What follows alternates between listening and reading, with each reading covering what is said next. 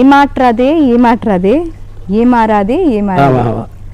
அந்த பாட்டு உருவான கதை எப்படி?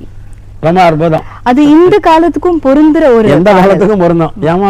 ஏமாத்துகிறவன் ஏமாறுவான், ஏமாற்றப்படுவான்ங்கிறது. அதில் யாருக்கும் தெரியாத ஒரு சங்கதி நான் சொல்கிறேன். ஏமாற்றாதே ஏமாறாதேன்னு பல்லவி வச்சு எழுத சொன்னது எம்ஜிஆர். இந்த பாட்டு பல்லவி இப்படி வரணும், ஏமாற்றாதே ஏமாறாதே. அதாவது ஒருத்தனை நீ ஏமாற்றாத, ரிசல்ட் என்னன்னா நீ தான் ஏமாறுவ. அதை மகாதேவன் என்ன பண்ணார், டியூன் வைஸ் ஏமாற்றாதே ஏமாறாதே நம்ம அசௌரியமாக இருந்தது, அதனால டபுள் பண்ணார்.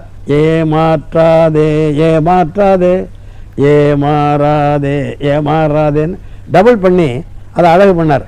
அந்த பாட்டு இந்த பாட்டு மட்டும் என்னுடைய கருத்து பிரகாரம் கொஞ்சம் வரணும்னு கேட்டார் எம்ஜிஆர். அதாவது இந்த பூமிக்கு அடியிலெல்லாம் ஒரு மூச்சு விடுற குழாயெல்லாம் வச்சுட்டு போகிற மாதிரி வரும். அது பாட்டில் ஞாபகம் இல்லை. அந்த நான் என்ன எடுக்க போகிறேனோ அதுக்கு அனுசரணை லிரிக் வேணும்னு கேட்டார். பட் அந்த லிரிக்கெல்லாம் இருந்து அந்த பாட்டுக்கு ஹிட்டாச்சு. அந்த பாட்டு அந்த பல்லவி அளவிலேயே ஹிட் ஆகிடுது. அது அரசியல் ரீதியாக பல இடங்களில் பல பேர் போட்டுக்கிறாங்க, தனி மனிதர்களுக்கும் அது பொருந்தும்.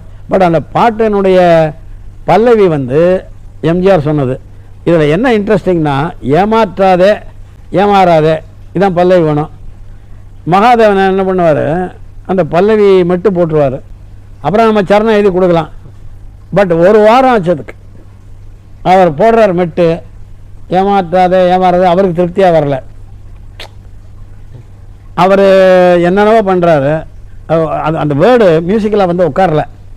மகாதேவன் ஜீனியஸு, அவருக்கு திருப்தியாக வரல, அது எம்ஜிஆருக்கும் வரல. நாம் எப்படி சொல்ல முடியும், மகாதேவன் பெரிய ஜீனியஸு.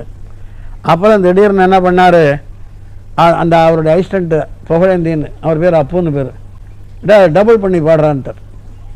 ஏமாற்றாதே ஏமாற்ற வந்த உடனே எம்ஜிஆர் பிடிச்சி போச்சு. ஸோ அது 10-15 நாள் போராடி பிடிச்ச பாட்டு தான் அது. பட் அது ரொம்ப பெருசாக இருந்தது. அந்த காலத்தில் எம்ஜிஆர் படங்களை பிடிக்காதவங்க, அரசியல் ரீதியாக விமர்சித்தவங்களெல்லாம் அந்த எம்ஆர்ராதே எம்ஆர்ராதேன்னு எம்ஆர் ராதாவை பற்றி சொல்கிற மாதிரி இருக்குன்னா பேசினாங்க. பட் படம் பெரிய பாட்டு பெரிய ஹிட். அந்த ஒரு பாட்டு மட்டும் பொலிட்டிக்கல் கலர் எனக்கு இம்பார்ட்டன்ட் இல்லை, சுச்சுவேஷனுக்கு தகுந்த மாதிரி வேணும்னு கேட்டார் அவர். பட் பல வெளியே பொலிட்டிக் வாழ்க்கை இருக்க, ஏமாற்றாதே ஏமாறாதேன்னு. நீ ஒருத்தனை ஏமாற்றுறதுன்னு நினச்சா நீ ஏமாறுவ, அவ்வளோதான்.